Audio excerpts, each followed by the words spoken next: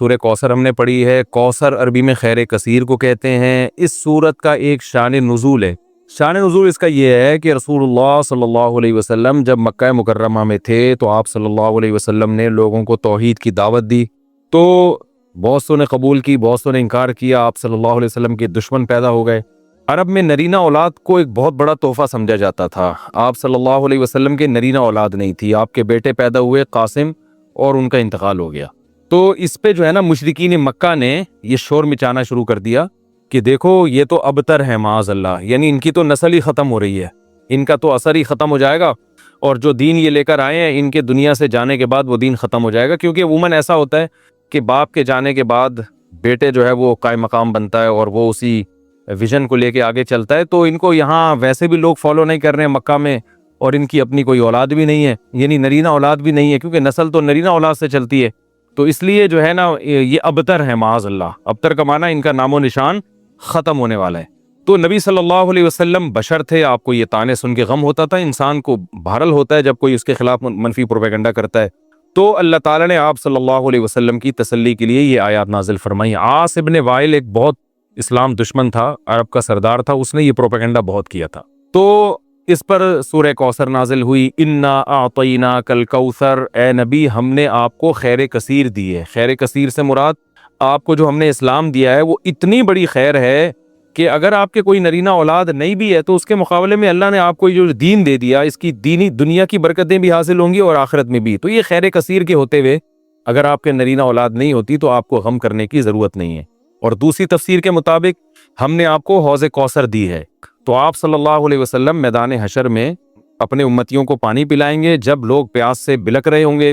تو یہ آپ کی خصوصیت ہے کہ اس وقت اللہ نے آپ کو ایک نہر آپ کے اختیار میں دی ہوگی جس سے آپ اپنے چاہنے والوں کو پانی پلائیں گے اور پھر ہمیشہ کے لیے ان کی پیاس بجھ جائے گی۔ تو جس کو اتنی بڑی نہر ملی ہو، اتنا اس کو عزت مل رہی ہو آخرت میں، تو اس کو ایسی شخصیت کو کہ اگر نرینہ اولاد نہیں ہوتی تو وہ یہ غم کوئی غم نہیں ہے ان کے لیے۔ تو یہ دو خوشخبریاں دی گئیں۔ انا اعطیناک الکوثر، اے نبی ہم نے آپ کو کوثر عطا کی ہے۔ اب چونکہ اللہ نے ایک نعمت کی ہے تو اللہ فرما رہے ہیں کہ آپ پر بھی شکر واجب ہے۔ وہ شکر کیا ہے؟ فصلی لربک، آپ اپنے رب کے لیے نماز پڑھیے، ونحر اور قربانی کیجیے۔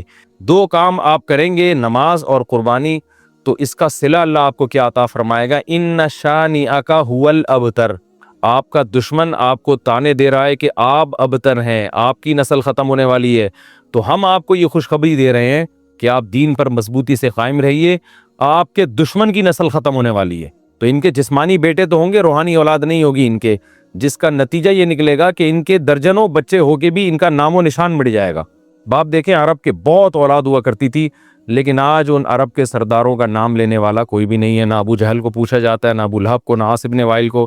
تاریخ میں ان کا تذکرہ ایک برے عنوان سے، برے نام سے کیا جاتا ہے، کوئی ان کو عزت دینے والا نہیں، حتیٰ کہ ان کی اولادیں بھی آگے جا کے مسلمان ہو گئیں، انہوں نے بھی اپنے باپ دادا کا ذکر چھوڑ دیا۔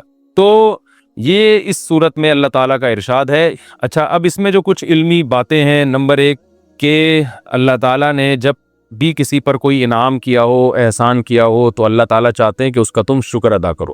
تو اسی وجہ سے آپ صلی اللہ علیہ وسلم کو اس صورت میں خطاب کیا گیا کہ ہم نے آپ کو جب کوثر عطا کی ہے تو آپ اللہ کے بندے ہیں، لہذا آپ پر بھی اللہ کا شکر ادا کرنا واجب ہے۔ پہلی بات تو یہ پتہ چلی۔ دوسری بات یہ پتہ چلی کہ شکر ادا کرنے کا طریقہ ہمیشہ سے وہی ہوگا جو اس صورت میں بیان کیا ہے، ایک نماز اور ایک قربانی۔ نماز ہمیشہ یاد رکھیں کہ لیبل ہے جسمانی عبادت کا، اور قربانی لیبل ہے مالی عبادت کا، کیونکہ جب آپ جانور، عرب میں اونٹ جو ہے نا یہ بہت قیمتی مال تھا، تو اتنے قیمتی مال کو کاٹ دینا یہ بہت بڑی قربانی سمجھی جاتی تھی۔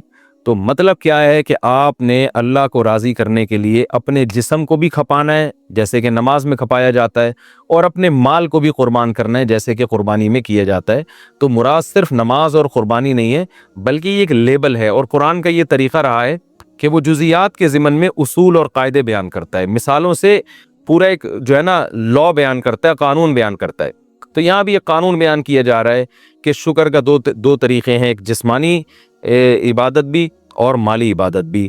مال بھی خرچ کرنا ہے اور جو ہے جسمانی عبادت بھی کرنی ہے۔ اب تمام جسمانی عبادتیں اس میں آ گئیں، کیونکہ نماز سب سے اہم ہے اس لیے اللہ نے اس کو ذکر کیا، اس میں روزہ بھی آ گیا، اس میں حج بھی آ گیا، اور اس میں جو کچھ بھی ہم اللہ کے لیے اپنے جسم کو کھپاتے ہیں سب کچھ آ گیا۔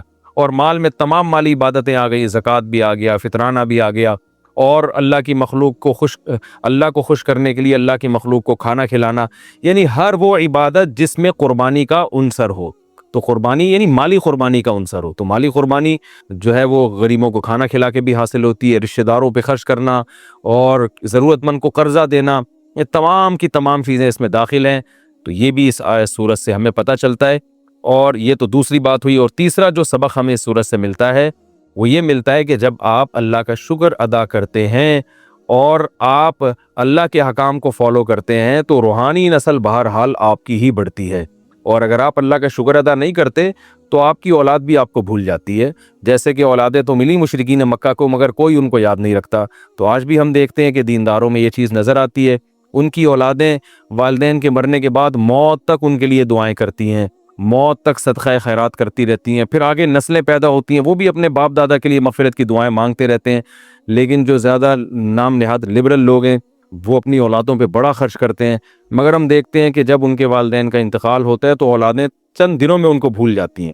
جتنا دین سکھایا ہوگا آپ کی اولاد آپ کو اتنا ہی یاد رکھے گی، اور آپ کی نسلیں آپ کو اتنا ہی یاد رکھیں گی، اور جتنا آپ نے اپنی اولاد کو دین سے دور کیا ہوگا تو آپ کی اولاد وراثت تو دبا کے لے گی، آپ سے سارے فائدے اٹھائے گی مگر آپ کو یاد نہیں رکھے گی۔ سورہ کافرون میں کبھی ایک شان نزول ہے، رسول اللہ صلی اللہ علیہ وسلم مکہ مکرمہ میں، یہ ساری صورتیں جو ہے نا 30ویں پارے میں زیادہ تر صورتیں اس میں مکہ میں نازل ہوئی ہیں ابتدائی اسلام میں۔ تو مشرکین مکہ رسول اللہ صلی اللہ علیہ وسلم کے پاس آئے اور کہنے لگے کہ آپ تو اپنی دعوت سے باز آتے نہیں ہیں، آپ بار بار ہمیں کہتے ہیں کہ بتوں کی عبادت چھوڑ دو، بتوں کی چھوڑ دو، اور ہم آپ کو کہتے ہیں کہ آپ ہمارے دین پہ آ جائیں۔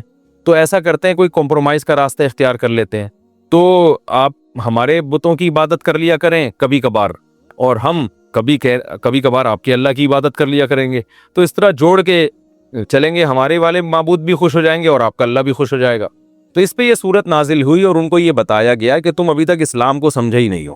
اسلام کا جو کچھ دعوت ہے وہ یہ ہے کہ یہ بت اللہ کے ساتھ عبادت میں شرکت کے لائق، اسلام تو شرکت کی نفی کر رہا ہے۔ شرکت کا مطلب اللہ کے ساتھ غیر اللہ کی عبادت، یعنی اللہ کی بھی اور غیر اللہ کی بھی یہ نہیں ہوگا۔ اسلام کا دعویٰ ہے کہ عبادت صرف اللہ ہی کی ہوگی، تو میں اگر اللہ کے ساتھ ان کی عبادت کر لوں تو پھر میں تو اپنے دعوے میں ہی جھوٹا ہو گیا، تو اسلام کی دعوت تو پھر ختم ہو گئی۔ تو اللہ کے ساتھ ان معبودوں کی عبادت کر لی تو یہ کون سا کمال کر دیا۔ تو یہ توحید جو ہے نا، عقیدہ توحید، یہ اس سورت کا جسے کہتے ہیں نا سینٹرل آئیڈیا، یہ سورت کا جو اصل پیغام ہے وہ یہ ہے کہ اے نبی آپ ان کو دو ٹوک الفاظ میں واضح لفظوں میں بتا دیں کہ تم جن معبودوں کی عبادت کر رہے ہو مجھ سے اس کی امید مت رکھو کہ میں عبادت کروں گا، اور تمہاری ہٹ دھرمی دیکھ کے پتہ چل رہا ہے کہ تم نے بھی میرے معبود کی عبادت نہیں کرنی ہے، اور ویسے بھی اگر تم ان معبودوں کی عبادت کر کے میرے معبود کی عبادت کرو گے بھی، اللہ کی عبادت، تو اللہ اس عبادت کو قبول نہیں کرے گا، لہذا وہ عبادت کرنا نہ کرنا برابر ہے، تو اللہ کی نظر میں تم عبادت نہ کرنے والے ہی کہلاؤ گے۔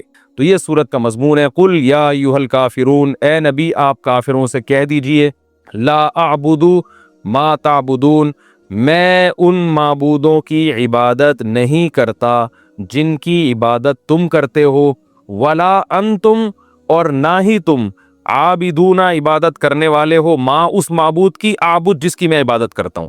اب سوال پیدا ہوتا ہے وہ تو تیار تھے عبادت کرنے کے لیے، تو نبی ان سے یہ کیوں کہہ رہے ہیں کہ تم بھی اس کی عبادت کرنے والے نہیں ہو جس کی میں عبادت کر رہا ہوں؟ وہ نبی اس لیے کہہ رہے تھے کہ تم اپنے نظریے کے مطابق اگر میرے معبود کی عبادت کر بھی لو تو اللہ کی نظر میں تم اللہ کی عبادت کرنے والے کہلاؤ گے ہی نہیں، کیونکہ اللہ اس عبادت کو مانتا ہی نہیں ہے جس میں اللہ کے ساتھ کسی کو شریک کیا جائے۔ اس لیے بتا دیا کہ تم بھی میرے معبود کی عبادت کرنے والے نہیں ہو۔ تم اس خوش فہمی میں نہ رہو کہ تم ادھر بتوں کی بھی عبادت کرو گے اور اللہ کی بھی عبادت کرو گے تو کچھ دین حق کا حصہ تمہیں بھی مل جائے گا اور کچھ اللہ تمہیں کچھ نواز دے گا اس پہ، تو اس خوش فہمی میں مبتلا مت رہو۔ ولا انتم عابدون ما اعبد، تم کون سا عبادت کرنے والے ہو؟ اس معبود کی جس کی میں عبادت کرتا ہوں، تو وہ عبادت تمہاری ہونا نہ ہونا برابر ہے۔ تو جیسے تم اپنے ہٹ دھرمی پہ قائم ہو اور شرک کر رہے ہو اور تم اللہ کی عبادت نہ کرنے والے شمار ہو رہے ہو، تو ایسے بھائی ہم بھی پھر اپنے دین پر مضبوط ہیں، ہم بھی تمہارے معبودوں کی عبادت نہیں کریں گے۔ تو اسی آیت کو پھر دوبارہ دہرایا گیا تاکید کے لیے کہ ولا انا عابد ما عبدتم، نہ میں اس کی عبادت کرنے والا ہوں جس کی عبادت تم کرتے ہو، ولا انتم عابدون ما اعبد، یعنی اسی مضمون کو تکرار کیا گیا۔ قرآن میں ایسا ہے کہ ایک آیت کو بار بار تکرار کیا گیا اور تاکید کے لیے، جیسے ہم کسی کو بات سمجھاتے ہیں نا تو ایک دفعہ کہتے ہیں، پھر 2 دفعہ کہتے ہیں، پھر 3 دفعہ کہتے ہیں، تو یہ عرب کا ایک دستور تھا، اس طرح سے بات کو سمجھایا کرتے تھے۔ قرآن میں اس کی بہت مثالیں ملتی ہیں۔ تو اللہ نے فرمایا کہ آپ ان سے کہہ دیجئے کہ تم بھی اس کی عبادت نہیں کرتے جس کی میں عبادت کرتا ہوں، اور ولا انا عابد ما عبدتم، اور نہ میں اس کی عبادت کروں گا جس کی تم عبادت کرتے ہو۔ تو نہ فی الحال ایسا ممکن ہے، نہ مستقبل میں ایسا ممکن ہے۔ لکم دینکم ولی دین، تمہارے لیے تمہارا دین اور میرے لیے میرا دین۔ اس آیت کا یہ مطلب نہیں ہے کہ ان کو اجازت دی جا رہی ہے کہ تم اپنے دین پر عمل کرو، میں اپنے دین پر۔ اس کو کہتے ہیں متارکت، کہ جب کوئی ہٹ دھرم ہو اور بات نہ مان رہا ہو تو جان چھڑانے کے لیے اس کو یہ کہا جا سکتا ہے کہ بھائی تم اپنے دین کو فالو کرو، ہم اپنے دین کو فالو کرتے ہیں۔ مطلب یہ کہ تم اپنا دین نہیں چھوڑ سکتے تو کم از کم ہمیں تنگ مت کرو، ہم سے امید مت رکھو کہ ہم اپنا دین چھوڑ دیں گے۔ تو یہ تو اس صورت کی جو بیسک تفسیر تھی وہ میں نے بیان کی ہے۔ اس صورت میں جو علمی نکات ہیں، سب سے پہلا نکتہ یہ ہے کہ بعض لوگ آج کہتے ہیں کافر کو بھی کافر کہنے کی اسلام میں اجازت نہیں ہے۔ تو اگر اجازت نہ ہوتی تو اللہ یوں کہتے قل یا ایھا الکافرون، اے نبی اے کافرو۔ جناب پروفیسر غامدی صاحب آج کل یہ نعرہ لگا رہے ہیں کہ ہم کون ہوتے ہیں ٹھیکیدار کسی کو ہم کافر کہیں، لہذا قادیانی کو آپ کافر نہیں کہہ سکتے۔ یعنی وہ کافر ہیں تو صحیح لیکن آپ ان کو کہہ نہیں سکتے کیونکہ ہم کوئی ٹھیکیدار نہیں ہے۔ تو بے شک ہم ٹھیکیدار نہیں ہیں لیکن اللہ تو کہہ سکتا ہے نا۔ جب اللہ نے کسی کو کافر کہہ دیا تو اللہ نے تو جب کہہ دیا کافر تو پھر تو مہر لگ گئی نا کہ یہ کافر ہے۔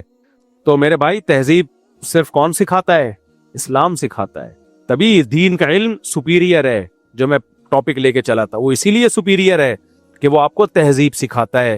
باقی تہذیب کے باتیں ہیں، منہ کے فائر ہیں، جب اس کی ڈیپ میں جاؤ گے تہذیب نہیں ملے گی آپ کو۔ اور میں تو جاتا ہوں کے پی کے اور پنجاب کے گاؤں دیہاتوں میں، ان سے کہتا ہوں بھائی تم لوگ کچھ خامیاں ہیں گاؤں دیہاتوں میں، کچھ خامیاں ہیں، ان خامیوں کو ٹھیک کرنے کی ضرورت ہے۔ یورپ کے کلچر کو فالو مت کرو، اس کو فالو کیا تو بدتر سے بدتر حالات ہو جائیں گے۔ 2-3 خامیاں ہیں گاؤں دیہاتوں کے لوگوں میں ہوتی ہیں ان پڑھ ہونے کی وجہ سے، ان 2-3 خامیوں کو ٹھیک کرو، لیکن باہر سے کمپیئر کر کے اپنے آپ کو کمتر مت سمجھو۔ تم ان سے اچھے نہیں بلکہ 1000 گنا زیادہ اچھے ہو تم ان سے۔ 2-3 خامیاں گاؤں دیہاتوں میں ہوتی ہیں۔ بہت دفعہ بہنوں کو وراثت میں حق نہیں دیا جاتا، تشدد کیا جاتا ہے۔ ہر جگہ یہ بھی نہیں ہوتا، یہ بھی غلط مشہور ہے کہ گاؤں دیہاتوں میں عورتوں پہ تشدد ہوتا ہے۔ نہ ایسا نہیں ہے کہ ہر جگہ تشدد ہو، لیکن کچھ جگہ ہوتی ہیں جہاں تشدد ہوتا ہے تو ان کو سمجھانے کی ضرورت ہے۔ بعض جگہ عورتوں سے کام لیے جاتے ہیں، مرد گھر میں اپاہج بن کے بیٹھے ہوئے ہوتے ہیں۔ پنجاب کے بعض گاؤں ہیں، سب نہیں، بعض گاؤں ایسے ہیں مرد اپاہج بن کے بیٹھے ہوئے ہیں، عورتیں کام کر رہی ہیں، بچے بھی پیدا بھی کر رہی ہیں، سنبھال بھی رہی ہیں، اور مرد اپاہج بن کے بیٹھے ہوئے ہیں۔ یہ جہالت ہے، اس کی اصلاح ہونی چاہیے۔ لیکن ہمارے ہاں جو اصلاح کا طریقہ کیا اختیار کیا، ان کو ماڈرن بنا دو۔ ان کو کیا بنا دو؟ ماڈرن۔ ماڈرن کا مطلب اچھے کپڑے نہیں ہے، ماڈرن کا مطلب وہ ننگا پن ان میں لے آؤ جو وہاں ہے۔ اور یہ کام تعلیمی اداروں کے ذریعے ہو رہا ہے۔ کس کے ذریعے ہو رہا ہے؟ یہ جو جب این جی اوز بات کرتی ہیں خواتین کے لیے ایجوکیشن بہت ضروری ہے، میں قسم اٹھا کے کہہ سکتا ہوں یہ نہیں چاہتی کہ خواتین پڑھیں، یہ نہیں چاہتی۔ ان کا مقصد یہ ہوتا ہے کہ ایجوکیشن بہت ضروری ہے، کا مطلب یہ کہ یونیورسٹیاں اور کالج کھولو اور کو ایجوکیشن سسٹم ہو اس میں، اور اس میں خواتین کو پروفیسر پڑھانے کے دوران یہ سمجھانا شروع کر دے کہ تم باپ سے بھی آزاد ہو، شوہر سے بھی آزاد ہو، بھائی سے بھی آزاد ہو، بوائے فرینڈ رکھو اپنی مرضی کا۔ لیبل کیا لگایا جا رہا ہے؟ ایجوکیشن۔ سمجھ رہے ہو؟ جیسے میں نے اپنی بچی کو 6ٹھی کلاس کے بعد نکال لیا، 6 کلاس کے بعد اسکول، حالانکہ اچھا اسکول تھا، پڑھاتا بھی رہتا تو کوئی حرج نہیں تھا، اچھے اسکولوں میں پڑھانے میں کوئی حرج نہیں ہے جہاں دینی ماحول ہو، لیکن مجھے لگ رہا تھا کہ اسکول میں ٹائم ویسٹ ہو رہا ہے، ہوم اسکولنگ پہ لے آیا میں۔ صحیح ہے نا؟ ایک فیمیل ٹیوٹر میں نے پکڑی جو اچھی دیندار تھی اور ماہر بھی تھی، اس نے 2 سال میں 4 سال کا کورس کمپلیٹ کرا دیا، اور اس دوران ہماری باہر ٹریولنگ بھی ہوتی رہی ہے فیملی کے ساتھ۔ ورنہ اسکول میں جب بچے پڑھ رہے ہوتے ہیں تو آپ بچے کو باہر بھی نہیں لے جا سکتے، سفر میں بھی، کہ چھٹیوں میں جائیں گے تو چھٹیوں میں ہو سکتا ہے ہمارے پاس ٹائم نہ ہو، بلکہ نہیں، جو 3-4 سال کی تعلیم تھی نا وہ 1 سال میں کرائیے، 1 سال بھی پورا نہیں، 1 سال میں۔ آپ یہ جو تحریکیں چل رہی ہیں نا بچیوں کو گھروں سے نکالنے کی، این جی اوز جو کام کر رہی ہیں، آپ ان سے بولو ہم اس طرح سے اپنی بچیوں کو پڑھائیں گے، آپ دیکھو ان کے پیٹ میں اتنا مروڑ ہوگا نا، اتنا مروڑ ہوگا۔ اس کی ایک مثال دیتا ہوں میں۔ وزیرستان میں کئی سال پہلے کیس آیا تھا، کسی لڑکی پہ زنا کی تہمت لگی تھی اور وہ اس کو 100 کوڑے مارنے کا، یا شادی شدہ تھی تو رجم کا فیصلہ وہاں کے جرگے نے کیا، علماء نے۔ یہ واقعہ مجھے اسلام آباد میں وہیں کے کسی مقامی شخص کے ذریعے پتا چلا۔ تو वहां जरगा बैठा तो एक हाइप क्रिएट की गई, देखो बच्चियों पे जुल्म कर रहे हैं, कोड़े मार रहे हैं। बहुत लोगों ने, हाँ कोड़े मारने का था वो, सॉरी दोबारा मैं बात, कोड़े नहीं, किसी शादीशुदा ने जिना किया था, इल्जाम लगा था, जिना किया नहीं था, इल्जाम लगा था, तो उसको रजम की सजा सुनाई वहां जरगे ने, वहां उलमा ने के रजम किया जाएगा पत्थरों से। तो वहां के लोगों ने बताया कि एनजीओज बड़ी हरकत में आ गई, ओ एक औरत को मारा जा रहा है, बहुत हाइप क्रिएट की गई, बहुत शोर मचाया गया, बहुत बाहर से इन्होंने पैसा वैसा भी लिया कि हम औरत पे जुल्म ही होने देंगे। कह रहे वहां के उलमा ने जब गवाह मांगे, सबूत मांगे, तो पता चला कि ये शवाहिद नहीं है, यानी इस पे झूठा इल्जाम लगा है। कह रहे तो हमारा ख्याल ये था कि जब इसको छोड़ दिया जाएगा कि भाई ये झूठा इल्जाम है, तो एनजीओ खुश होंगी, देखो माशाल्लाह एक लड़की को हमने बचा लिया।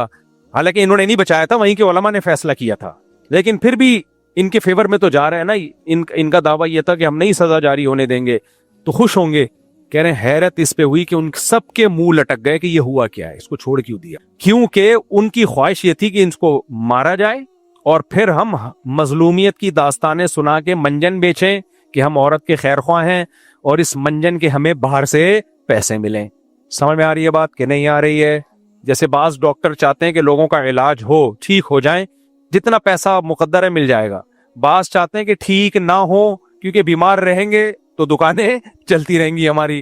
तो ऐसे ही मेरे भाई बहुत सी एनजीओज जो काम कर रही हैं, ये मेरे और आपकी खैर ख्वाह नहीं है, ये औरत की भी खैर ख्वाह नहीं है। इनका मकसद खवातीन को एजुकेटेड करना नहीं है, खवातीन की तालीम नहीं है, तालीम के नाम पे बिल आखिर उन्हें चडियां पहनाना है। मैं बिल्कुल एंडिंग पॉइंट तक पहुंच गया हूं ताकि टाइम मेरा और आपका जाया ना हो। चडियां पहनाना है कि चडियां पहन के घूमा करें और मर्दों की दस्तरस और हवस का निशाना बने और खानदानी निजाम की ऐसी की तैसी हो जाए, ये मकसद है। अपना तो फैमिली सिस्टम वो बहाल करना चाह रहे हैं। अपने मुल्कों में तो कमबख्तों के एक बच्चा पैदा हो जाए ना, माँ को इतने पैसे देते हैं, कहते एक और पैदा कर, बड़ा मजा आया, वो फिर भी नहीं पैदा कर रही। वो यूरोप अमेरिका में माँ के एक बच्चा पैदा हो जाए ना, वो हो देखो पैसे कितने मिलते हैं उसको, ताकि वो एक और मार्केट में लाए, वो कमबख्त फिर भी नहीं ला रही होती। जहन ऐसा बन चुका है। हमारे मुल्कों में ये बेहयाई के नाम पे एक तूफान खड़ा किया हुआ इन्होंने। तो हम तालीम के खिलाफ नहीं है मेरे भाई, इस माहौल के खिलाफ हैं। और तालीम तो इस्लाम का वर्सा है, हमारा वर्सा है। हमारी किताबें पढ़ के तो ये यहां तक पहुंचे हैं। मैं बार बार अंग्रेज का जुमला रिपीट करता हूं कि अंग्रेज कहता है मुस्लिम साइंटिस्ट दुनिया में ना होते तो आज हम जिस तरक्की तक पहुंचे हुए हैं, कम से कम यहां पहुंचने में 500 साल लगते। तालीम दीन हो या दुनिया, ये तो इस्लाम और मुसलमानों का वर्सा है, इसके कौन खिलाफ हो सकता है। लेकिन लेबल तालीम का लग रहा है, मंजन तालीम के नाम पे बेचा जा रहा है, लेकिन है वो मंजन। और उस मंजन का मकसद क्या है? बेहयाई फैलाना। तभी मर्दों की तालीम को बिल्कुल भी ये लोग फोकस नहीं करते, समझ रहे हो, बिल्कुल फोकस नहीं करते। तो अल्लाह हमें हिदायत दे। वक्त बहुत ज्यादा हो गया है तो मेरे टॉपिक को मैं ठीक छोड़ देता हूँ। कोई बात नहीं, आपने कौन से एम इस्लामियात की तैयारी करनी है तो अगले हफ्ते से फिर जहां से छोड़ा इंशाल्लाह वहां से शुरू करने की कोशिश करेंगे। अल्लाह समझने की, अमल की तौफीक अता फरमाए।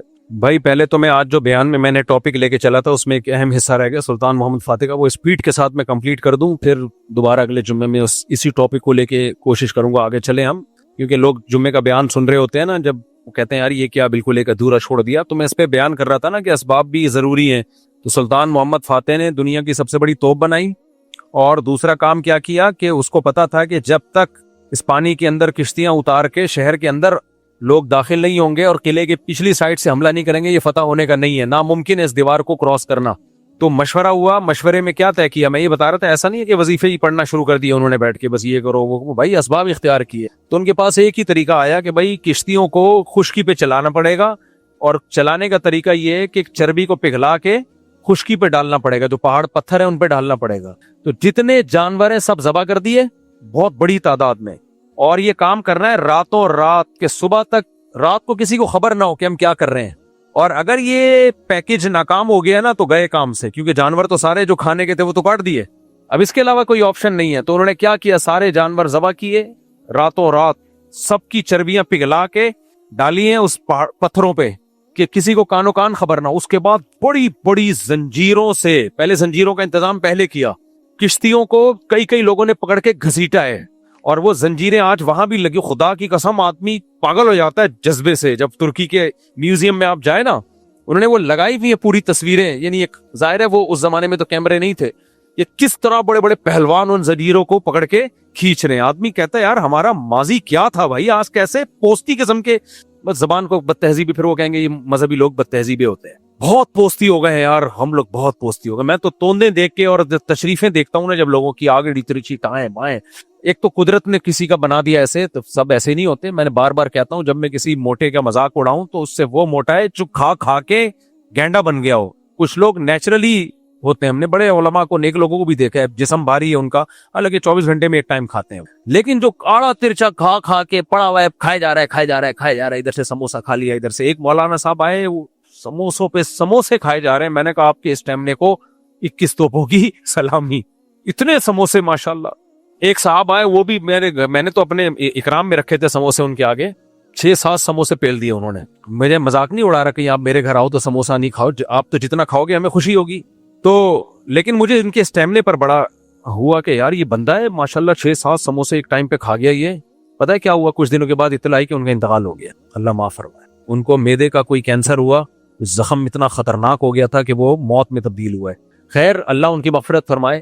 تو لیکن یہ کہ میرے بھائی تھوڑا سا میزبان کی تو یہی خواہش ہوگی, لوگ ہمیں کھلاتے ہیں کو ٹھوستے چلے جاتے ہیں, ایسا نہیں ہے بھائی. تو میں جب ہم وہاں ترکی کے میوزیم میں گئے نا, جب انہوں نے یہ منظر دیکھا, انہوں نے پورا ایک اس کی فلم بنائی ہوئی ہے یہ کیسے لڑائی ہوئی تھی, وہ بالکل اوریجنل کے قریب جو بھی کتابوں میں لکھا ہے. تو آدمی کا بے ہوش ہونے لگتا ہے وہ, یار اب کیا ہمارے آباء و اجداد کیا تھے بھائی, کیا تھے وہ لوگ, کیسی انہوں نے جنگیں لڑی ہیں, کیسی لڑائیاں لڑا. اور ہم دیکھو منہ کے فائر دیکھو ہمارے, انقلاب لائیں گے, نظام تبدیل کریں گے, کوئی پیکج نہیں ہے نظام کی تبدیلی کا, مگر کریں گے, باتیں کریں گے ہم, تبدیل نہیں کریں گے ہم کچھ بھی. تو انہوں نے وہ زنجیریں دکھائی ہیں, اور وہ جو کس طرح بڑے بڑے پہلوان 10-10 لوگ پکڑ کے ایک لانچ کو گھسیٹ رہے ہیں, کانوں کان دشمن کو خبر نہ ہو. کتنی محنت کی ہے یار. اور وہ کشتیوں کو لا کے جب پانی پہ ڈالا ہے انہوں نے, اور اس میں مجاہدین کی فوجیں سوار ہوئی ہیں توپے لے کے, اتنا بڑا لشکر صبح صادق سے پہلے دشمن کے علاقے میں اتر چکا تھا, پوری فوج اتر چکی تھی, ان کو خبر ہی نہیں, وہ حیران تھے. انگریزوں نے یہ واقعہ بیان کیا ہے, آپ انگریزوں کی تاریخ پڑھیں, مسلمانوں میں تو ہے ہی, گوروں نے بھی کہا ہے کہ دنیا میں ایسا ہم نے جنگ میں عجیب واقعہ کبھی سنا نہیں ہے ہم نے, کہ اتنا عجیب و غریب کام کیا ہو, کسی فورس نے یہ ٹیکنیک استعمال کی ہو. اور پھر پورا لشکر جب اترا ہے نا, پھر 2 طرف سے اٹیک ہوا ہے, ادھر سے بھی اٹیک ہوا فرنٹ سے, اور پچھلی سائڈ سے بھی اٹیک ہوا. تو انہوں نے جب جہاز آتے ہوئے دیکھے نا اپنی طرف, وہ حیران یہ کیا ہو رہا ہے, یہ کون لوگ آ رہے ہیں. پھر پتا چلا یہ مسلمان ہیں. دونوں طرف سے جب دھنائی ہوئی ہے تو قبضہ ہوا مسلمانوں کا. سلطان محمد فاتح نے جا کے جو ان کا کلیسا تھا اس میں تقریر کی, جمعے کی نماز پڑھائی. وہ جمعے کی تقریر آج بھی موجود ہے اس کی. عطا ترک نے بدماشی یہ کی ہے کہ ترکی کا رسم الخط چینج کر دیا تاکہ ترک قوم کا اپنی ہسٹری سے ریلیشن ختم ہو جائے, رومن کر دیا اس کو. جیسے اردو بھی اب چینج ہو رہی ہے نا, تو جب اردو چینج ہو جائے گی, رومن میں آ جائے گی, تو کسی کو کیا پتا چلے گا علامہ اقبال کیا کہہ کے گئے اور ہماری ہسٹری کیا ہے. تو وہ رومن کر دیا, وہ نئی نسل بالکل پتہ ہی نہیں اس کے ہمارے باپ داداؤں کے کیا کارنامے تھے. اب طیب اردگان نے آ کے کافی کوشش کی اس رسم الخط کو بحال کرنے کی, اور وہی, لیکن وہ پراپر وے میں نظام کی تبدیلی کی پراپر وے میں کوشش اردگان نے کی ہے. اٹ از کالڈ کوشش. یہ نہیں کہ ہمارے یہاں 2-3 پینٹس پتلون میں آئے, کالج میں نظام کی تبدیلی پر بیان کیا اور 15-20 مولویوں کو گالیاں دے کے چلے گئے. ہمارے یہاں نظام پتہ ہے کیسے تبدیل ہوتا ہے. اسکالر آئے گا, انگلش میں ٹھش پھش مارے گا اور کہے گا یہ مولوی نظام کی تبدیلی کے لیے کچھ نہیں کر رہے, یہ سب 2 نمبر ہیں, ان کو صرف نکاح طلاق کے مسائل آتے ہیں, استنجا کے مسائل آتے ہیں, 2 نمبر, نظام کی تبدیلی ہونی چاہیے. لوگ کہتے ہیں زبردست, اگلی میٹنگ میں ہم آپ سے ملاقات کریں گے. لوگ سمجھتے ہیں آپ کوئی پیکج آ رہا ہے, اگلی میٹنگ میں نظام کی تبدیلی کا خاندانی قسم کا پیکج. پھر آئیں گے, دیکھو یہ مفتی طارق مسعود کو دیکھو شادیوں پہ بیان کرتا ہے طلاق. نظام کی سسٹم کی تبدیلی پہ کوئی بیان ہوا نہیں ہوا. اس کا مطلب یہ اسی کفریہ جمہوری نظام کے ساتھ کمپرومائز کر کے بیٹھ گئے ہیں. سرکاری درباری پٹھو یہ سب مولانا دیکھو سب ایسے ہی ہیں. سسٹم کی تبدیلی کی کوئی بات نہیں کرتا, نظام کی تبدیلی کی کوئی بات نہیں کرتا. کالج یونیورسٹی کے لڑکے جوش میں آتے ہیں, یار ایک بندہ ہے جو اس نظام کو غلط بھی کہتا ہے اور اس کی تبدیلی کی بات بھی کرتا ہے. ایک یہ ہے, 2 وہاں پائے جاتے ہیں. بس زبردست ایک دم لڑکوں کو جوش آ گیا, اگلی میٹنگ میں آپ سے ملاقات ہوگی. اگلی میٹنگ میں دیکھو اس مولوی کا پھر بیان آ گیا, استنجے کے طریقے بتا رہے ہیں, نماز میں سجدہ صاحب کے, نظام کی تبدیلی کی کوئی بات. میں کافی دنوں سے سن رہا ہوں, میں نے کہا شاید یہ کوئی تبدیلی کا طریقہ بتائیں گے. بھائی ہمیں تو 6 سال ہو گئے تبدیلی کی بات ہی کر رہے ہیں. میرے بھائی یہ منہ کے فائر ہیں, کچھ بھی نہیں ہے. پیکج وہ ہے. جامعۃ الرشید نے جب نظام کی تبدیلی کی کوشش کی ہے نا تو یہ نہیں کہ صبح اٹھ دیا. تو پہلے مفتی عبدالرحیم صاحب نے ٹیمیں بنا کے مختلف ملکوں میں بھیجی ہیں. 20 سال پہلے مجھے یاد ہے جامعۃ الرشید کا وفد ترکی گیا تھا اور طیب اردگان کی تحریک کو پڑھنے کے لیے کہ انہوں نے کس طرح سے تحریک چلائی ہے, اسلامائزیشن کی کیا کوشش کی ہے. اس کے بعد مختلف تحریکوں کو پڑھ کے ان کو دیکھ کے ایک نظام کی تبدیلی کا ایک پیکج لے کر آیا ہے جامعۃ الرشید. آپ دوسرا پیکج لے آؤ, وہ کوئی قرآن میں تھوڑی لکھا ہوا پیکج ہے, کوئی بھی لائے, لیکن لائے تو نا. میں یہ کر دوں گا, ہم یوں کر دیں گے, ہم یوں کر دیں گے, انقلاب لائیں گے. کیا کیسے لاؤ گے؟ تو پیکج ویکج کسی کے پاس نہیں ہے. تو اس لیے میں کہہ رہا ہوں اب جا کے جیسے وہ یہ بیٹھے بیٹھے 4 شادیاں کروں گا میں, کیسے کرے گا؟ شادی دفتر والوں سے رابطہ کرے گا یا کسی کے بیوہ ہونے کا انتظار کرے گا یا آرڈر پہ کسی کو بیوہ بنائے گا؟ کیا کرے گا؟ کچھ لوگ ایسے بھی ہیں کہ وہ بیوہ ہونے کا انتظار کر رہے ہیں. میں کہوں یار کسی کو بیوہ ہونے کا تو انتظار میں, یہ غلط طریقہ ہے کہ نہیں؟ خیر یہ تو زیادہ ہو گئی, لیکن باتیں کرنے پر حکومت کی طرف سے بھی کوئی پابندی نہیں ہے, پھینکتے رہو. تو جب بھی کوئی بات کیا کرے نا اس سے بولے کوئی سوٹیبل طریقہ آپ کے پاس ہے تو وہ کائنڈلی پیش کریں آپ, جب تک نہیں ہے تو جو ہے فی الحال اس پہ گزارا کریں. تو ہاں خیر سلطان محمد فاتح نے کیا کیا, وہ پوری فوجیں لے جا کے جب دبا کے حملہ ہوا ہے نا, پھر جو اسلام آیا ہے ترکی میں اور ترکوں کی جو خلافت قائم ہوئی ہے 350-400 سال تک بلکہ 600 سال تک چلی ہے, وہ دنیا پہ ہماری حکومت تھی بھائی. تو اسباب اختیار کیے ہیں, ہوائی منہ کے فائر نہیں مانے تھے انہوں نے. تو پڑھے لکھے لوگ تھے ان کے پاس, انجینئرز بھی تھے ان کے پاس, سائنٹسٹ بھی تھے, بزرگ بھی تھے. سلطان محمد فاتح اپنی فوج میں 2-4 بزرگ بھی رکھتا تھا کہ یار ان کی دعاؤں سے بھی اللہ کی مدد آئے گی. مادہ پرست نہیں تھا وہ. جب ترکی میں اٹیک کے لیے گیا ہے نا وہ, تو بڑے بزرگوں کو اس نے بلایا کہ آپ کا ہماری فوج میں رہنا ضروری ہے, آپ صرف مسلح بچھا کے دعائیں مانگو گے. لیکن دوسری طرف انجینئرز بھی ہیں, پلاننگ بھی ہے, سب کچھ ہے. ہمارے یہاں کیا ہے, فائرنگ ہے. میرا بھانجا ہے چھوٹا سا نا, بلکہ بھانجے کا بچہ. ہمارے یہاں چونکہ خاندان میں جلدی شادیاں ہوتی ہیں نا بچیوں کی, تو ہم بہت جلدی نانے دادے بن جاتے ہیں. میری بھانجیوں کی شادیاں بہت جلدی ہوئی تو ان کے بھی بچے ہیں, تو میں ان کا نانا ہی لگا. کیا خیال ہے؟ تو میرا پوتا نواسا سمجھ لو آپ, اتنا سا ہے. تو وہ ہر وقت پتہ ہے کیا کرتا ہے, جب بھی اس کے گھر میں جاؤ, اس کو ابا نے اس کو بندوقیں دلائی ہوئی ہیں وہ پانی والی نا, اور وہ کچھ اس نے کوئی ویڈیو دیکھ لی فوجیوں کی لڑائی والی. بچے جو دیکھتے ہیں نا سارا دن وہی کرتے ہیں. تو کارٹون انہوں نے دیکھ لیے کوئی فوجیوں کی لڑائی والے نا, تو سارا دن ہر وقت ٹھیاؤ یہ کرتا رہے گا بیٹھ کے. پھر آئے گا یوں کر کے سلوٹ مارے گا جب بھی جاؤ نا گھر میں, پھر بندوق اٹھائے گا ڈھیاؤ جب بھی جاؤ. میں نے کہا بھائی یہ نفسیاتی تو نہیں ہو گیا ہے, کیا کہہ رہے یار یہ کارٹون دیکھ دیکھ کے ایسا ہی ہو گیا ہے. تو اس بچے کے بھی منہ کے فائر ہے, منہ سے بھی بول رہا ہوتا ہے ٹھیاؤ. جب بندوق کی آواز نہیں آتی تو وہ منہ سے شروع کر دیتا ہے ٹھیاؤ ایسے. میں نے کہا آج تو نے بہت بندے گرا دیے ہیں بھائی, بہت بندے مار دیے, بس قتل و غارت کا یہ بازار اب مزید گرم نہیں ہونا چاہیے. تو بچہ ہے سب اس کے ہنسرے ہوتے ہیں. تو ایسے ہی بہت سے اسکالرز آ رہے ہیں آج کل, منہ سے دبا کے فائرنگ کر رہے ہیں, جمہوریت کفر ٹھیاؤ. اور یہ مولوی لوگ بھی نظام کی تبدیلی کی بات نہیں کر رہے, ٹھا 3 گولیاں مولویوں کو مار دی. اور یہ 2 نمبر ہیں, یہ جتنے اسکالرز ہیں شادیوں کی باتیں کرتا ہے, 2 گولیاں ہمیں مار دی. لوگ ایک دم جوش میں آتے ہیں, اب پتہ نہیں کیا انقلاب آئے گا. ایجنسیاں ان کو اٹھا کے لے جاتی ہیں, ان کے سافٹ ویئر اپڈیٹ کر کے واپس بھیج, پھر آتے ہی پاکستان زندہ باد اور ہم اس ملک کے وفادار ہیں. ابے تو کوئی پیکج لاؤ خاندانی قسم کا یار, سوٹیبل پیکج ہو, باتیں نہ ہو. بات سے بات چل پڑتی ہے, کیا کروں. مجھ سے بنگلہ دیش میں بھی سوال پوچھا گیا, امریکہ میں بھی سوال پوچھا گیا خلافت کے بارے میں. بنگلہ دیش کے لوگ بہت محبت کرنے والے لوگ ہیں, اللہ ان کی محبت میں مزید اضافہ کرے. مجھ سے سوال پوچھا گیا کہ یہ جمہوریت کفر ہے یا نہیں ہے. پہلے میرا جمہوریت کے بارے میں نظریہ سمجھو, میرے اس کلپ کو خوب وائرل کرنا ہے تاکہ میرے بارے میں جو غلط فہمی پھیل رہی ہے وہ نہ پھیلے. یہ جو موجودہ جمہوری نظام ہے یہ انگریزوں کا مسلط کردہ نظام ہے, اس میں کوئی بہت زیادہ خیر کی آپ توقع نہ رکھیں. ہم اس جمہوری نظام کو قطعاً سپورٹ نہیں کرتے, لیکن بات یہ ہے کہ آپ کے پاس اس نظام کو تبدیل کرنے کی نہ تو طاقت ہے اور نہ کوئی اسباب ہیں آپ کے پاس.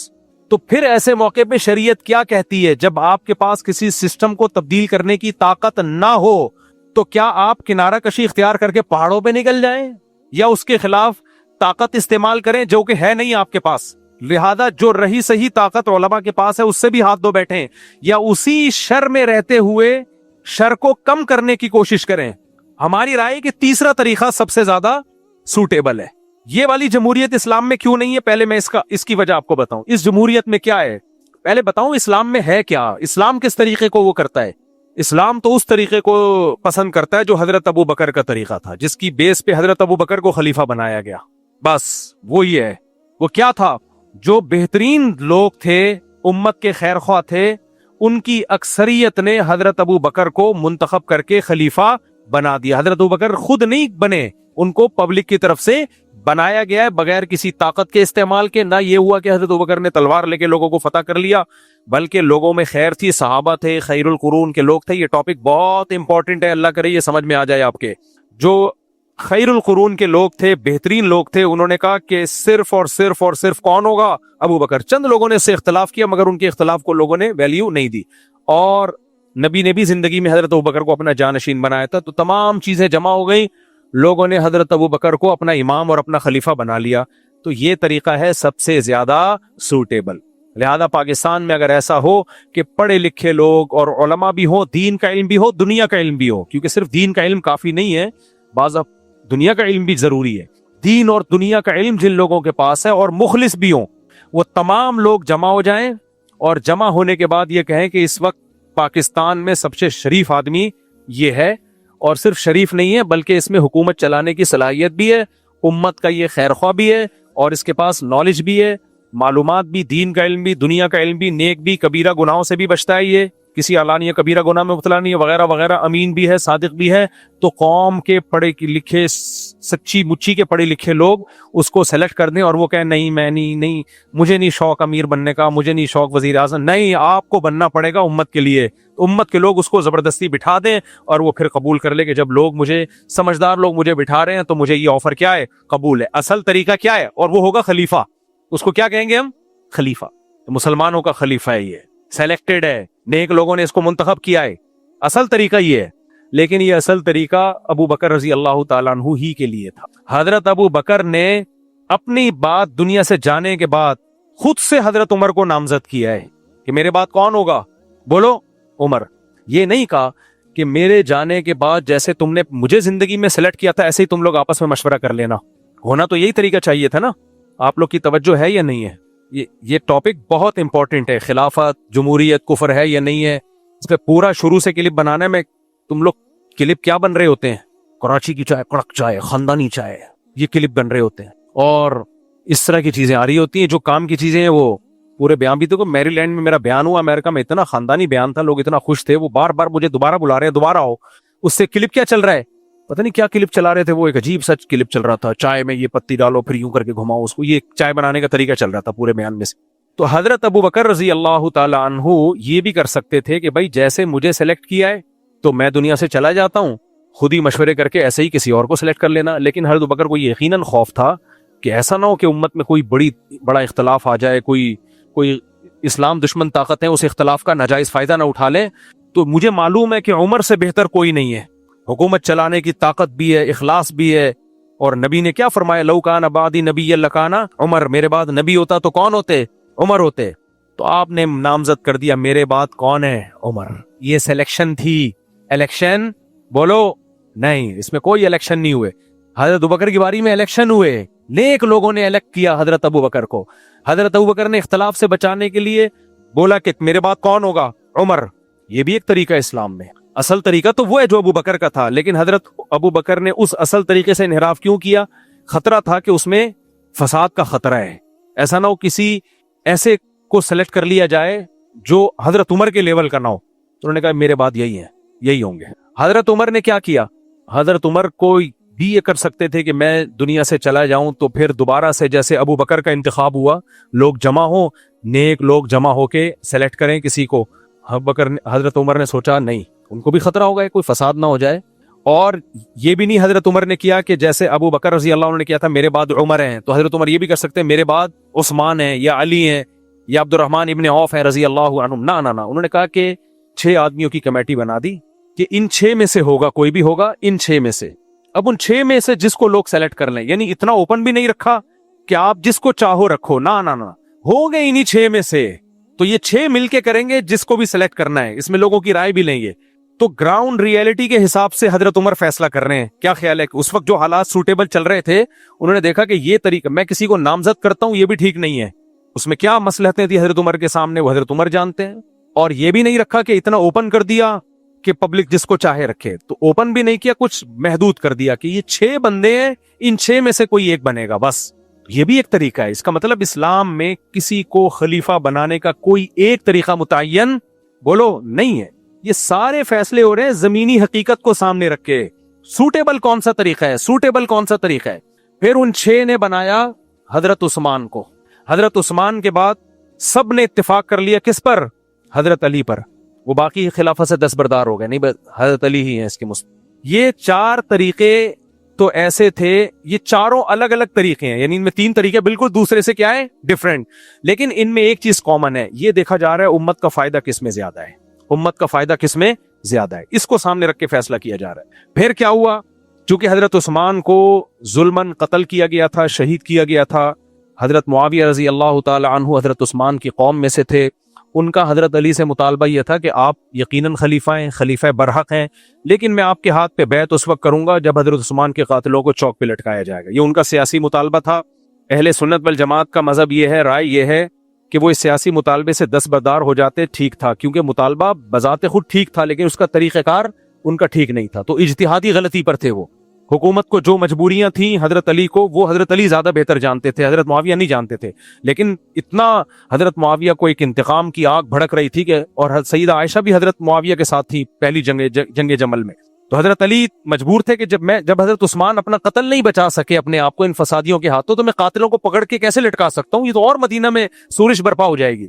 تو جب حضرت علی بیعت نہیں ہوئے، جو شام میں تھے، تو حضرت معاویہ بیعت نہیں ہوئے، تو حضرت علی نے حضرت معاویہ کو تلوار کی طاقت سے بیعت کرنے کے لیے ان پر حملہ کیا.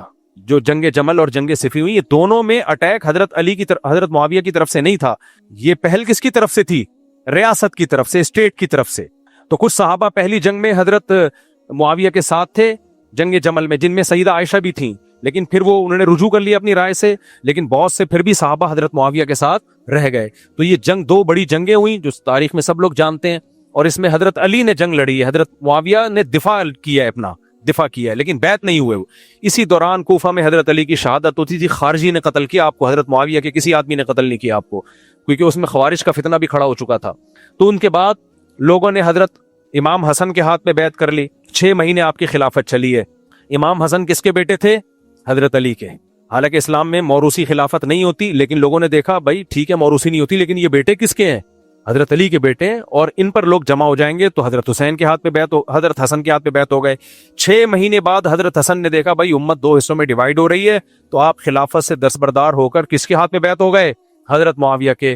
تو حضرت معاویہ اگرچہ بادشاہ تھے، سلیکٹڈ نہیں تھے، لیکن اگر کوئی بادشاہ بن جائے تو اس کے بارے میں بھی حدیث میں احکام موجود ہیں، کیونکہ اسلام قیامت تک کے لیے آیا ہے نا. اتنی اہم چیز میں اسلام ہمیں لاوارث کیسے چھوڑ سکتا ہے؟ تو اسلام میں آرڈر یہ ہے کہ کوئی تلوار کی طاقت سے بھی اگر بادشاہ بن جائے، ملک بن جائے، یا مسلمان کسی پر جمع ہو جائیں، تو اب اس بحث میں پڑھنے کی اجازت نہیں ہے کہ یہ بادشاہت کا اہل بھی ہے یا نہیں ہے. اسمعوا واطیعوا، سنو اور اطاعت کرو. کیوں؟ کیونکہ اس کے نقصان کیا ہوگا کہ آپ بڑے فائدے حاصل کرنے کے لیے اتنا قتل و غارت ہوگا کہ بڑا فائدہ حاصل ہو یا نہ ہو، امت کا شیرازہ بکھر جائے گا. تو اس امت میں پہلے جو بادشاہ تھے، ملک تھے، وہ کون تھے؟ حضرت معاویہ رضی اللہ عنہ. صحابہ، تابعین، تبع تابعین، بڑے بڑے لوگ سب ان کے ہاتھ پہ بیعت ہوئے ہیں. اب آج کچھ اسکالرز آ رہے ہیں کہہ رہے ہیں دیکھو ملوکیت کو انہوں نے تسلیم کیا، محدثین نے، فقہا نے. بھائی محدثین فقہا نے، صحابہ نے تسلیم کیا اس کو، کیونکہ صحابہ کے سامنے حدیثیں تھیں. آپ صلی اللہ علیہ وسلم کی بخاری مسلم کی حدیث ہے، اسمعوا واطیعوا ولو استعمل علیکم رجل حبشی کأن رأسه زبیبا. اگر ایک حبشی غلام بھی مسلط ہو جائے، اس کا سر کشمش کی طرح پچکا ہوا ہو، کالا ہو، نہ پرسنالٹی، لیکن جب ہو گیا مسلط کا مطلب کیا ہے کہ اس کے پاس قوت نافذہ ہو، پاور آ جائے اس کے پاس، ملک کا کنٹرول اس کے پاس آ جائے، تو آپ نے فرمایا اب تم نے اس کی اطاعت کرنی ہے اس کی. تو صحابہ نے اطاعت کی. پھر لڑائیاں ہوتی رہیں، بنو امیہ کی خلافت قائم ہوئی، پھر بنو امیہ کے خلاف بنو عباس کھڑے ہوئے، تو بنو امیہ کی خلافت اندلس میں چلی گئی، اور یہاں خلافت پھر 2 حصوں میں ڈیوائیڈ ہوئی. یہ پہلی دفعہ 2 حصوں میں خلافت ڈیوائیڈ ہوئی تھی، کیونکہ بنو امیہ کے خلاف خروج ہوا تھا. جب 2 حصوں میں ڈیوائیڈ ہوئی ہے تو امت کے اس وقت کے جتنے علماء صلح ان کے فتاوی موجود ہیں کہ 2 خلیفہ بھی ٹھیک ہیں، کوئی پرابلم کی. اندلس میں الگ اور بغداد میں بولو نا الگ. کسی نے دونوں کو ایک بنانے کی کوشش نہیں کی ہے کہ نہیں ایک ہی خلیفہ ہونا چاہیے مسلمانوں کا. میں نے اس مسئلے پہ پوری کتاب لکھی ہے جامع الرشید میں خلافت کے. اتنے فارغ جتنے آپ کو نظر آتے ہیں اتنے ہیں نہیں. علامہ شوکانی تو ایک سلفی عالم کہلاتے ہیں, انہوں نے لکھا ہے کہ اگر جب حکومتیں پھیل جائیں اور مسلمانوں کے 2 خلیفاؤں 3 خلیفاؤں, اس میں کوئی حرج نہیں ہے. ہاں ایک ملک میں 2 نہیں ہوں گے, ایک ملک میں 2 بادشاہ نہیں ہو سکتے, لیکن الگ الگ ملک بھی جائز ہیں, کیونکہ ان کو آپ ایک بنانے کی کوشش کرو گے تو مسلمان ملک آپس میں لڑیں گے, وہ دونوں ایک بنے نہ بنے, تیسرا فائدہ اٹھا کے ان دونوں کو اڑا دے گا. 700-800 سال اندلس کی خلافت چلی ہے, وہ بالکل ڈیفرنٹ تھی, اس کا بغداد سے پر زور نہیں تھا, اور بغداد میں بنو عباس کی خلافت چلی ہے, اس کا اندلس میں زور بولو نہیں تھا. اس وقت کوئی ایسی تحریک اٹھتی کہ 2 خلیفے نہیں ہے, اسلام تو ایک خلیفہ کا قائل ہے, دونوں کو مارنا شروع کر دیتا تو ایک خلیفہ نہیں بنتا. خلیفے ہول سیل کے حساب سے کنٹینروں سے نکل رہے ہوتے, خلیفے ہی خلیفے ہوتے, اتنے خلیفے مارکیٹ میں اویلیبل ہوتے, اور مسلمان ایک دوسرے کو کاٹ کاٹ کے مار مار کے بیڑا غرق کر چکے ہوتے. ہندوستان میں تو دونوں خلافتوں سے الگ تھی, یہاں تو مغل بادشاہوں کی حکومت تھی ہندوستان میں, یہ بھی اسلامی حکومت تھی, عدالتوں میں اسلامی نظام چل رہا تھا. اکبر بادشاہ نے آ کے لبرل بنانے کی کوشش کی اس کو, پھر وہ بھی سدھر گیا آخری عمر میں. یہ تو بالکل ہندوستان میں تو ہماری الگ حکومت چلی ہے. تو خلافت عثمانیہ کے وقت میں یہ بالکل الگ تھی, وہاں بھی کسی نے کوشش نہیں کی مسلمانوں نے کہ ہندوستان کے مسلمان اٹھیں اور خلیفہ سے بولیں کہ آپ اٹیک کرو ہندوستان پر, اس کو بھی خلافت عثمانیہ میں لے لو. نہ بھائی, یہاں ایک مضبوط اسٹیٹ ہے, یہ اٹیک, اور لا یہاں کا بھی اسلامی ہے, خلافت عثمانیہ دونوں کا ایک ہی لا تھا. خلافت عثمانیہ کا لا بھی فقہ حنفی تھا, اور ہندوستان کی جو مغل بادشاہوں کی اسٹیٹ تھی اس کا لا بھی کیا تھا, فقہ حنفی تھا.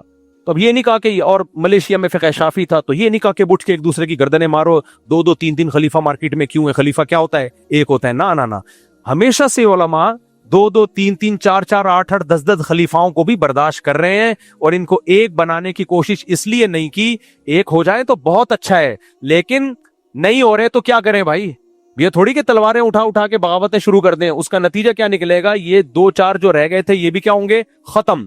تو ایک خلیفہ تو صرف بنو امیہ کے دور میں تھا, اس کے بعد جب بنو امیہ گئے تو اس کے بعد سے کم مارکیٹ میں 2 خلیفے مسلمانوں کے بہرحال رہے ہیں, اور 6 7 خلافتیں بھی رہی ہیں.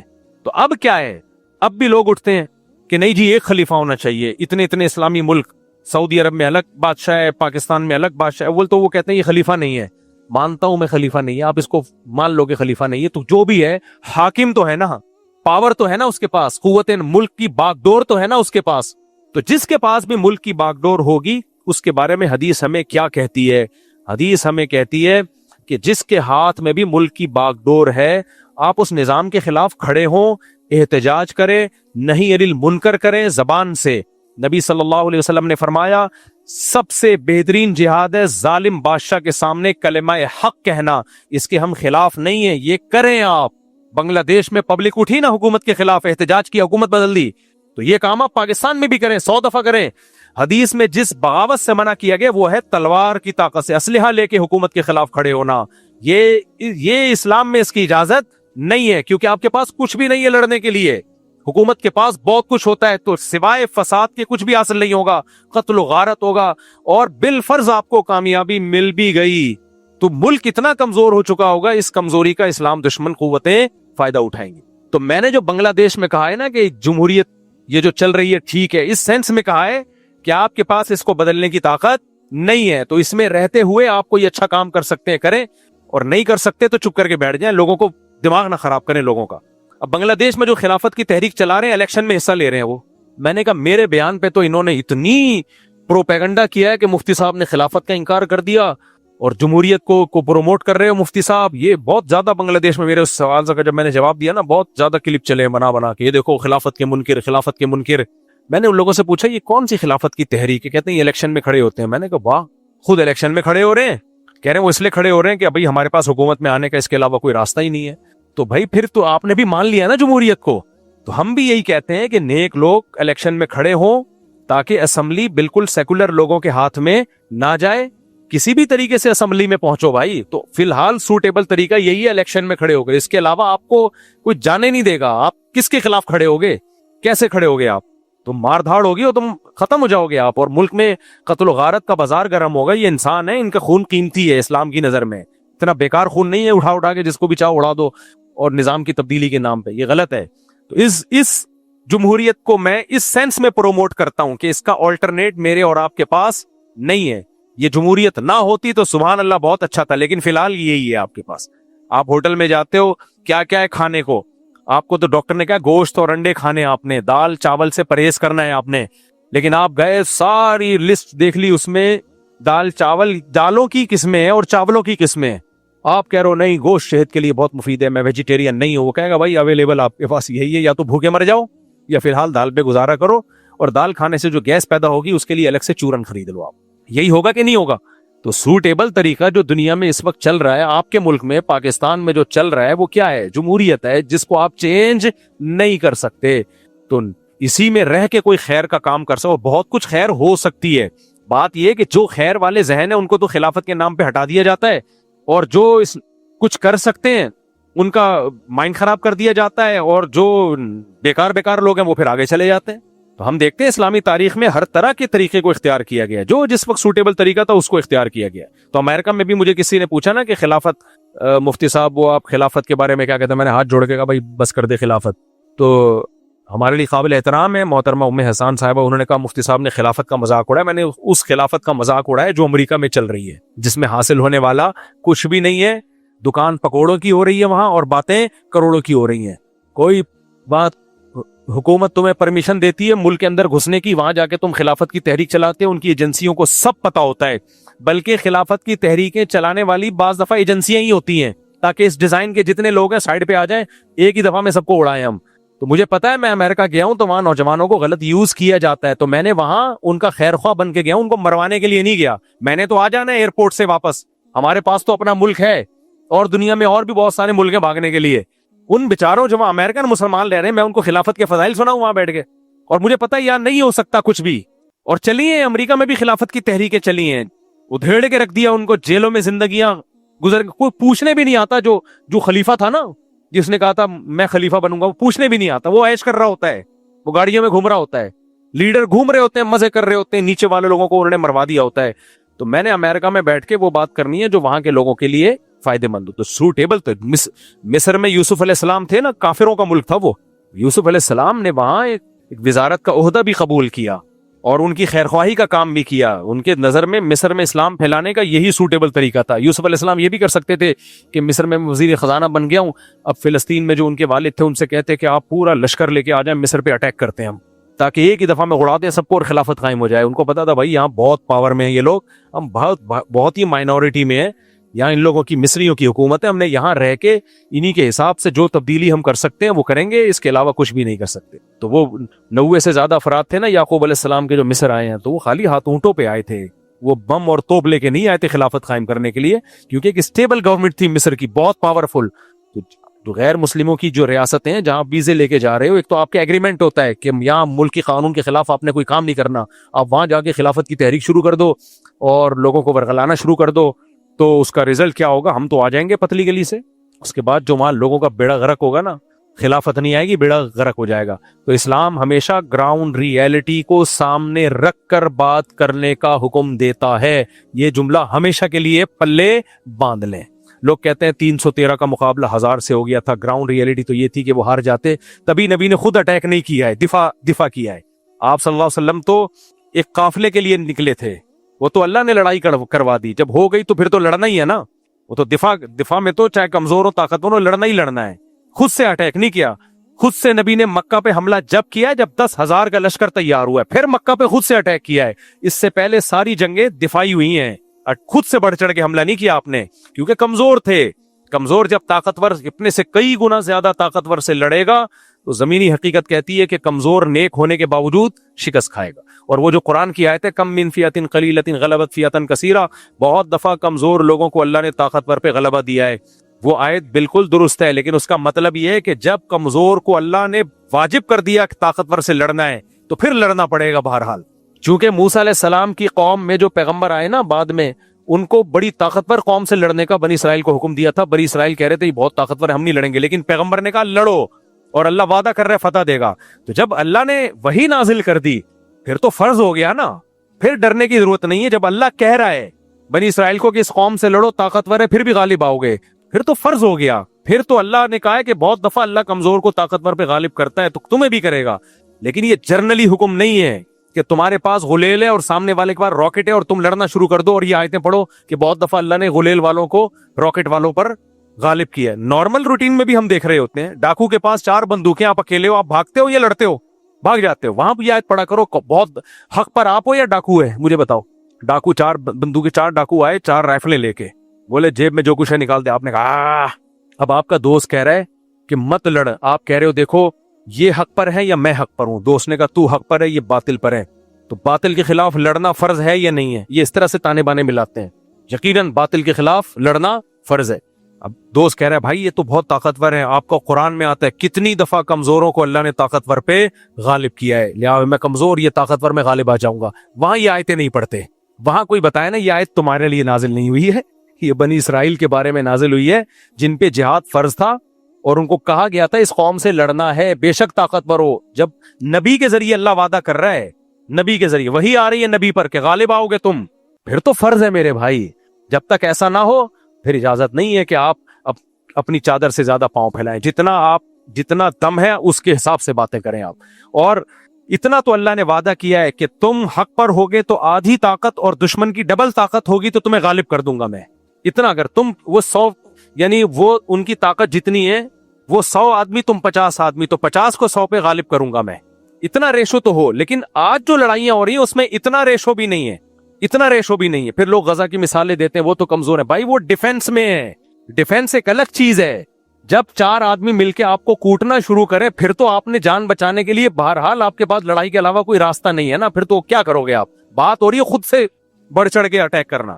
جب ڈاکو آپ پہ 4 آدمی فائر کھولے پھر تو آپ بھاگو, بیگی پتھر بھی اٹھا کے مارو گے, جو ملے گا مارو گے آپ ان کو. ڈیفنس ایک بالکل الگ چیز ہے. یہ ڈیفنس نہیں کر رہے آج کل جو تحریکیں ہو رہی ہیں, وہ بڑھ چڑھ کے اٹیک کر رہے ہیں. اس میں شریعت میں ضروری ہے کہ آپ کے پاس ہے کیا, طاقت کتنی آپ کے پاس, کر سکتے ہو.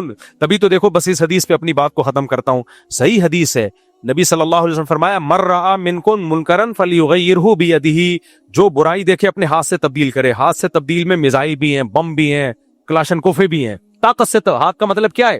برائی دیکھو طاقت سے چینج کرو اس کو. آگے نبی نے فرمایا من لم یستطع, جس میں طاقت نہیں ہے, فبلسانہ, تو پھر زبان, کیونکہ جب طاقت نہیں ہے تو پھر خام خواہ میں طاقت کا استعمال مت کرو, لینے کے دینے پڑ جائیں گے.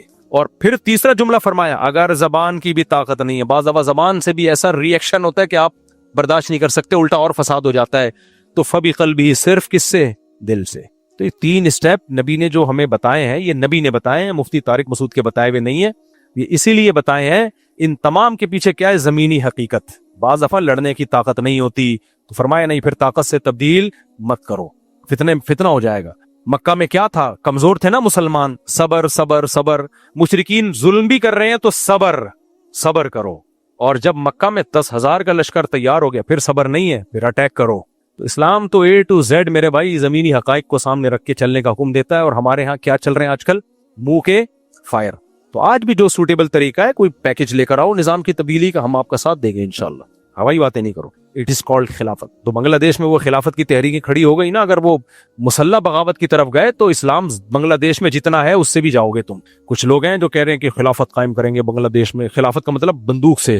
2-4 پولیس والے بھی اللہ نہ کرے اس طرح سے مار دیے نا تو حکومت پھر داڑھی والوں پہ, جیسے مصر میں ہوئی ہیں بغاوتیں, تحریکیں چلی ہیں, داڑھی آج تک مصر کے مولوی بغیر داڑھی کے پیدا ہو رہے ہیں, ٹھیک ہے نا. ایسا حکومتوں نے کچلا ہے ان کو, تو یہ نتیجہ نکلے گا. ہاں عوامی تحریکیں ہوتی ہیں جیسے بنگلہ دیش میں چلی نا, یہ ٹھیک ہے, تو عوام کی طاقت, عوامی تحریک چلے, وہ بہت اچھی بات ہے. تو میں تو گیا تھا بنگلہ دیش کے مسلمانوں کو اچھی باتیں بتانے نا, میں وہاں خلافت کی تحریکوں کو پروموٹ کر کے آ جاتا. ہم تو آ جاتے, لیکن نوجوان ان تحریکوں کا حصہ بنتے, بیڑا غرق ہو جاتا ہوں ان لوگوں کا. میرے بھائی مفتی سے پہ اسلام سے بستر نکلنا پڑیں گے. مسافہ کہاں ہے بنگلہ جلدی آ جائیں, شاباش, مسافہ کر لیتے ہیں میرے بھائی. ہے ملتان ہے, کرارے پاپڑے ہے. ٹرین جب رکتی ہے کیسے مزے کی آوازیں آتی ہیں نا, تو بہت عرصہ ہو گیا. السلام علیکم, گرم انڈے, کیسی آوازیں آتی ہیں نا ٹرین رکتی ہے. صبح کہیں اسٹیشن پہ ٹرین رکتی ہے, آپ یہاں سے سرگودا جا رہے ہو یا لاہور, ملتان پہ صبح 8 بجے گاڑی رکتی تھی. السلام علیکم, کیا حال ہے بھائی جان, کیا مزہ آتا ہے, کیسی اچھی آوازیں آ رہی تھی. جوس لے لو, جوس, گرم انڈے, کرارے پاپڑے, آتی ہے نا آواز زبردست. السلام علیکم. میں نے کبھی نہیں پاپڑ بیچے لیکن مجھے وہ سنا گیا بہت ہے. फैसला आबाद स्टेशन, माशाल्लाह माशाल्लाह, फैसला आबाद सब पूरी जमात के लोग हैं, तलबा हैं, कौन है तलबा हैं, कौन से मदरसे के, माशाल्लाह मौलाना बनने वाले, अबाउट टू बिकम मौलाना, बिल्कुल वही इंग्लिश सही बोली ना, सही बोली इंग्लिश, गलत तो नहीं बोली, अबाउट टू होने ही वाले हैं मौलाना। अस्सलाम वालेकुम, वालेकुम अस्सलाम, माशाल्लाह, बाद में फिर ये मैंने नंबर ले लिया ना, फिर इंशाल्लाह सल्लू अलल हबीब, वालेकुम अस्सलाम। आप भी मौलाना बनने वाले, आखिर दौरे का साल है, चलें जी, अल्लाह सबको खुश रखे। सुन लिया, जुम्मे से पहले थे, फिर क्या फायदा बयान, तो फिर इंशाल्लाह फिर कभी, अभी मुझे नमाज अभी निकलना है फौरन। अच्छा मेरे भाई, इस बारे में मस्जिद अक्सा मुसलमानों के पास तो वहां से ये मेरे भाई कह रहे हैं, मुझे क्या पता मस्जिद अक्सा आएगी कि नहीं आएगी, अल्लाह करे आ जाए, हम तो ये दुआ करते हैं। लोन दिया जा रहा है वो मिजान बैंक में, ये मिजान बैंक से मामला जायज़ हैं, वहाँ पूरी उलमा की टीम होती है, शरीय एडवाइजर होते हैं। अगर मिजान बैंक इसमें इन्वॉल्व है तो फिर आंखें बंद करके आप ये काम कर सकते हैं। अच्छा, लोगों को ना ऐसा मौलवी पसंद है जो बोले ये भी हराम, ये भी हराम। लोग कहते हैं ये हक परस्त है, किसी के सामने झुकता नहीं है, लेकिन जब खुद मामला करने पर आ रहे होते हैं ना, फिर उनको वो वाला मौलवी चाहिए होता है जो कहते हैं ये जायज़ है। जिसका यूट्यूब का चैनल नहीं था ना, जब हमने कहा यूट्यूब की आमदन हलाल है, लोग कहते हैं ये बिके हुए मौलवी हैं, हराम को क्या कर दिया, हलाल कर दिया। और जो स्कॉलर कह रहे थे यूट्यूब की आमदन हराम है, ये देखो हक खुदा ने इसकी जबान पे जारी कर दिया है। लेकिन जब अपना चैनल खोला तो फिर मेरा ही फतवा चला रहे हैं, भाई ये मुफ्ती साहब कहते हैं जायज़ है। भाई वो कोई मुफ्ती थोड़ी है जो जेलम वाली सरकार है, वो तो स्कॉलर है, ये मुफ्ती तो ये है। भाई हम बिक नहीं जाते, आप बिक जाते हो। सही है ना, बिकता कौन है? तो मुफ्ती तो पूरी रिसर्च करने के बाद एक फतवा मार्केट में लाता है, चाहे वो उसके फेवर में जा रहा हो, चाहे वो उसके नुकसान में जा रहा हो। देखो तकाफुल से भी मुझे ऑफर आई थी, बड़ी ऑफर आई थी, मैंने नहीं कबूल की। मैंने कहा तकाफुल पे मुझे इत्मीनान नहीं है, और बैंकिंग में तो मेरा अकाउंट नहीं खोल रहे थे, फिर भी मैंने कहा जायज़ है इस्लामिक बैंकिंग। बहुत अरसे बाद जाके मिजान बैंक में मेरा अकाउंट खोला, खोल नहीं रहे थे। मैं पगड़ी में जाता था ऐसे, वो समझते थे कोई दहशतगर्द आ रहा है। ये बात है 2010-11 की ना, हालांकि हम फतवा दे चुके थे कि ये जायज़ है मिजान बैंक में अकाउंट खोलना, और हमारे फतवे से मिजान बैंक को बहुत फायदा हुआ है, बहुत ज्यादा फायदा हुआ। लेकिन मेरा अकाउंट नहीं खोल रहे थे क्योंकि धमाके हो रहे थे, उसमें पगड़ी वाले बाज लोग कहते थे मुलव्विस हैं। तो मैं जब जाता था भाई ये कोई बम न रख के चला जाए।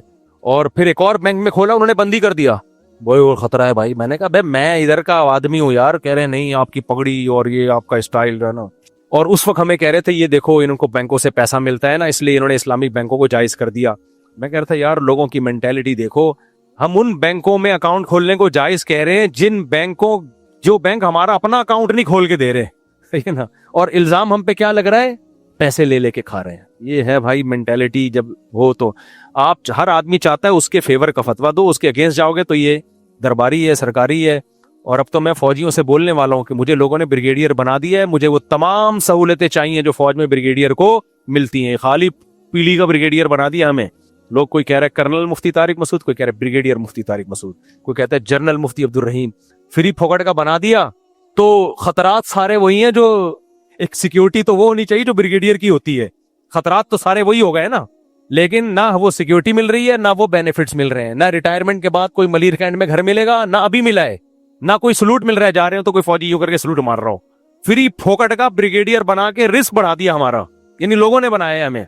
तो मैं लोगों से कहता हूं यार, तो तुम लोग जो मुझे कर्नल ब्रिगेडियर कह रहे हो, तुम ही कुछ पैसे लाके दे दिया करो हजरत। ब्रिगेडियर के पास ये गाड़ी नहीं होती, ये वाली होती है।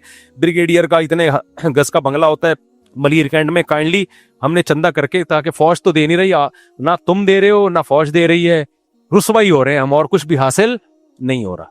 क्यों? हम मुल्क की मोहब्बत की बात कर रहे हैं, फौजियों की बात हम कर नहीं रहे मेरे भाई। फौजी तो आते जाते रहे, आज एक आर्मी चीफ है, रिटायर हो जाएगा, कल दूसरा आ जाएगा, परसों आ जाएगा। हम जब फौज के फेवर की बात करते हैं तो फौज मकसद नहीं होती, हमारा मकसद कंट्री होता है, कंट्री।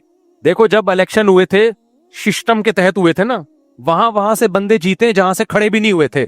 अगर हम फौज के पिट्ठू होते तो हम कहते कि ये इस इलेक्शन में धांधली नहीं। कोई आर्मी चीफ से कोई पूछे कि सर इलेक्शन में धांधली हुई थी, वो क्या कहेगा? हाँ हुई थी। वो कहेंगे? कभी भी नहीं मानेंगे।